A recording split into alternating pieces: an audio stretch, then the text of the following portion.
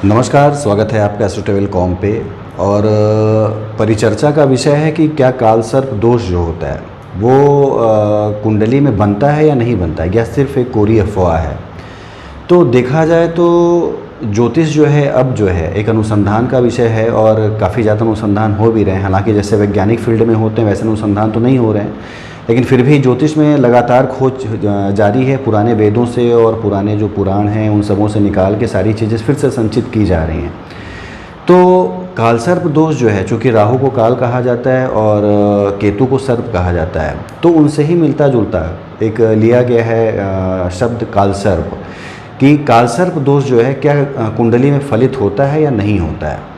तो देखा जाए तो व्यक्ति जो भी कर्म करता है, जो भी उसके अच्छे या बुरे कर्म होते हैं, वो निश्चित रूप से संचित होते हैं, निहित होते हैं।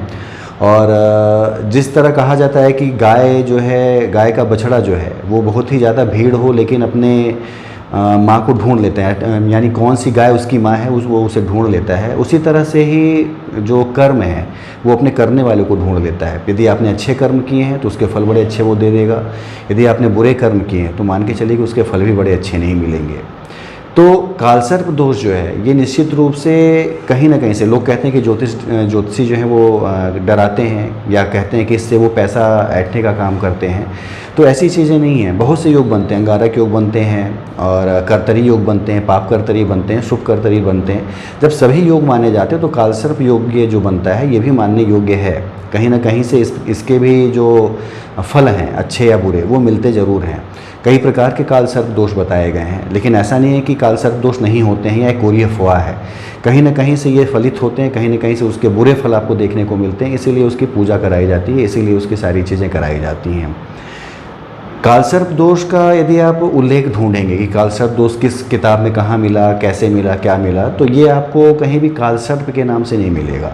यह आपको सर्प दोष के नाम से मिल सकता है। बहुत सी किताबें पुरानी ऐसी हैं जिसमें कि सर्प दोष, जैसे सारावली को ले लें, सारावली में सर्प दोष का एक वर्णन मिलता है कि सर्प दोष है।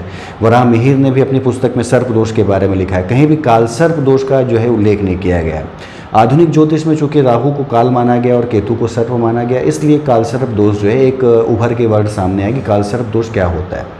अब कर्तरी योग में यदि आप ले लें तो शुभ कर्तरी योग है या पाप कर्तरी योग है। यदि दोनों तरफ जो है, किसी भी भाव के दोनों तरफ यदि पाप ग्रह हैं तो मान के चलिए पाप कर्तरी योग बनाएंगे। तो आपका जो बीच का भाव है, जिस भाव के दोनों तरफ आपके ये अशुभ ग्रह हैं, वो उस बीच के भाव को खराब करते हैं।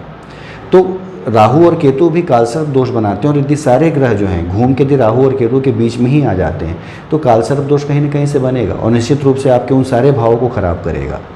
तो इस पे एक परिचर्चा होना ज़रूरी है कि कालसर्प दोष क्या है। कालसर्प दोष जो है निश्चित रूप से एक ऐसा योग है जो कि कहीं ना कहीं से आपके जीवन में कुछ ना कुछ रुकावट ज़रूर देता है। और ख़ास तौर से पठन पाठन में कह लें, आपके परिवार बढ़ने में कह लें, या फिर आपके जो दैनिक जीवन उसको चलाने के लिए जो भी आप कर्म करते हैं उसमें कहीं ना कहीं से कालसर्प दोष का एक जो है योग जो है ये निश्चित रूप से कुछ ना कुछ रुकावटें, कुछ ना कुछ हिंड्रेंस ज़रूर देता है। और देखा जाए तो द्वादश ज्योतिर्लिंग में जो त्र्यंबकेश्वर मंदिर है काफ़ी अच्छा माना जाता है, काफ़ी प्रमुख मंदिर माना जाता है।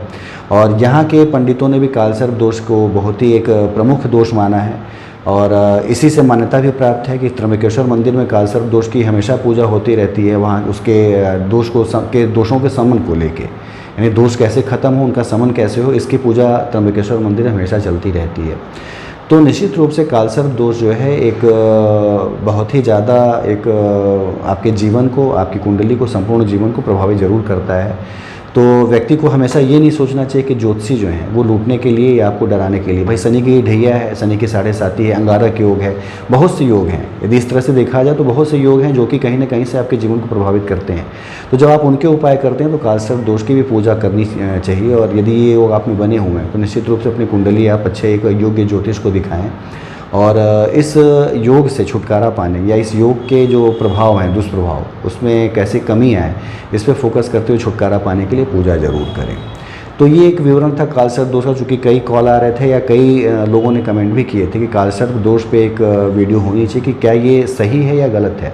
तो कालसर्प दोष मेरी अपनी जो एक विवेचना है उसके अनुसार देखा जाए तो फलित होते हैं ये, और अच्छे बुरे दोनों वे में फलित होते हैं। निश्चित रूप से कुछ ना कुछ रुकावट डालते हैं, तो इसके पूजा करना, समन करना बहुत ही ज़रूरी है।